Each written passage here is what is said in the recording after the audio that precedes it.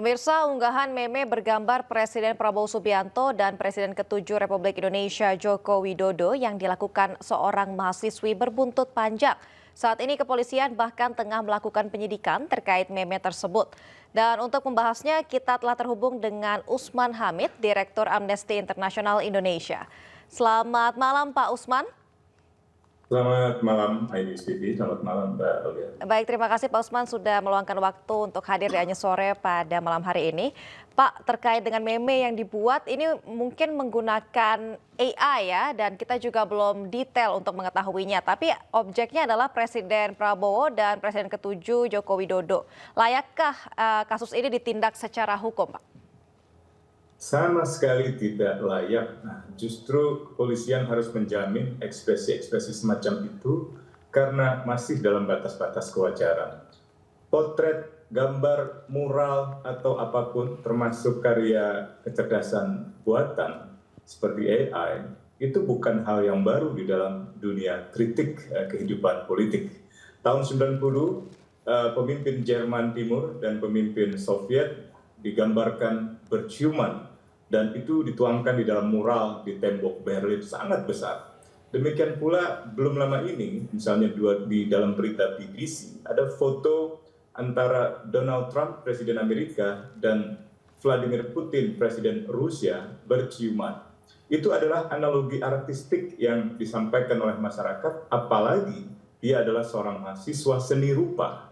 Mahasiswa seni rupa adalah mahasiswa yang diajarkan untuk mengenali seni dalam berbagai bentuknya, entah itu seni mural, atau seni cukil, atau seni apapun yang seni lukis gitu, dan seni apapun yang sebenarnya bisa digunakan sebagai medium untuk menyampaikan pandangan, untuk menyampaikan ekspresi, termasuk kritik terhadap pejabat negara. Nah, tindakan kepolisian melakukan penangkapan terhadap mereka sulit dibenarkan secara hukum, sulit dibenarkan bahwa tindakan itu proporsional, apalagi menggunakan pasal dengan hukuman yang sangat berat, yaitu 12 tahun penjara dan juga denda yang bisa sampai 12 miliar. Sama sekali tidak proporsional.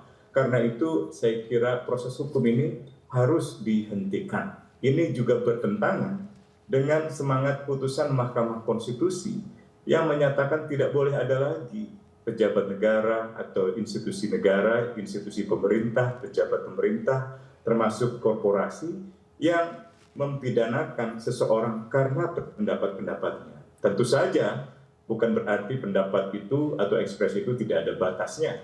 Ada kalau ia sudah menganjurkan kebencian, apalagi dengan kekerasan terhadap kelompok orang karena kebencian etnis, agama, suku, dan lain sebagainya. Demikian.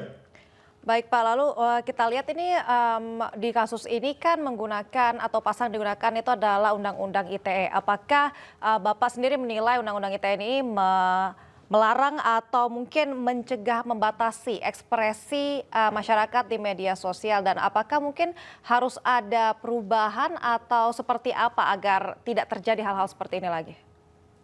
Sudah lama Undang-Undang ITE ini dipandang sebagai undang-undang yang banyak disalahgunakan untuk meredam kebebasan berpendapat.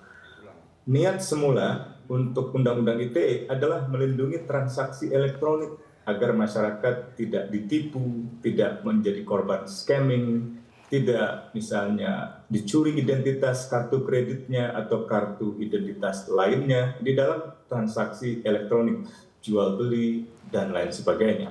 Tetapi muncul beberapa pasal seperti pasal 27, pasal 28, atau misalnya pasal 45 yang kemudian dikenal sebagai pasal karet karena bisa mempidanakan seseorang atas tuduhan pencemaran nama baik, penodaan agama, atau penghinaan. Nah, dengan adanya putusan Mahkamah Konstitusi, sebenarnya tidak boleh lagi ada pejabat negara, pejabat pemerintah, institusi pemerintah yang menggunakan pasal-pasal penghinaan, penodaan, atau misalnya pencemaran nama baik.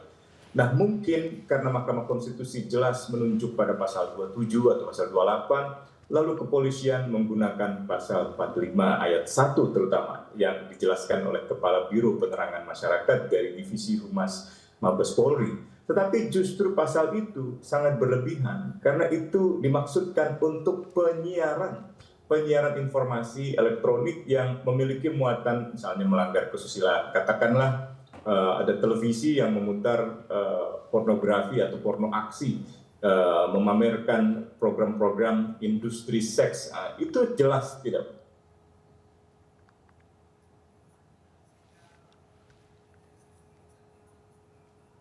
boleh. Banyak negara agar tidak terekspos atau terpapar pada industri pornografi atau porno aksi. Tetapi yang dilakukan oleh mahasiswi SSS dalam ITB itu adalah kritik yang sah, semacam analogi artistik, semacam ekspresi artistik yang seharusnya dilindungi karena tidak melukai siapapun. Nah, ini yang saya kira harusnya diperhatikan oleh pihak kepolisian. Sekali lagi kami meminta jajaran kepolisian khususnya Kapolri dan juga Kabar Reskrim untuk membebaskan mahasiswi seni rupa ITB.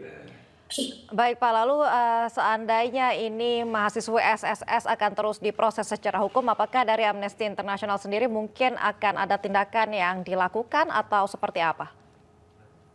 Kami berencana untuk mengirimkan surat terbuka kepada Kapolri seandainya proses hukum ini terus dilanjutkan. Kami juga bersedia untuk menuliskan sebuah surat amicus curiae atau semacam surat pendapat sahabat peradilan agar dipergunakan oleh peradilan di kemudian hari seandainya ia sampai didakwa atau diseret ke pengadilan. Tentu kami berharap saat ini dan dalam waktu yang tidak terlalu lama pihak kepolisian memutuskan membebaskan segera dan tanpa syarat.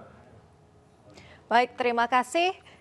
Terima kasih Bapak Usman Hamid, Direktur Amnesty International Indonesia telah bergabung bersama kami di Anju Sore pada malam hari ini. Sehat selalu Bapak dan terima kasih banyak.